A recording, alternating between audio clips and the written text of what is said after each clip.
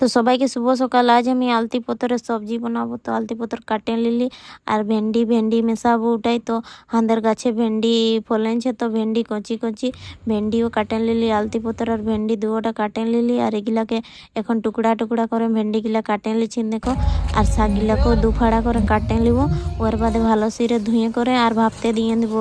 ভাপতে দিয়ে দিলি দেখো, তোকে পেঁয়াজগুলা কাটে লিছি।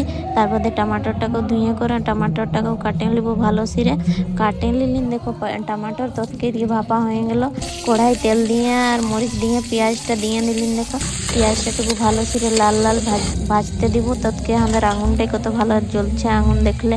আর এদিকে তোকে ওদিকে ভাজা হয়ে গেল আমার লাল লাল পেঁয়াজগুলো একদম। এখন টমাটরগুলাও দিয়ে দিলিন একদম ভালো করে।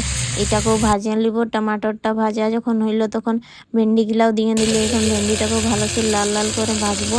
একদম যাই রকম ভাজবো তো ভালো লাগবে খেতে, নয়তো কাঁচাই থাকলে ভালো লাগবে না।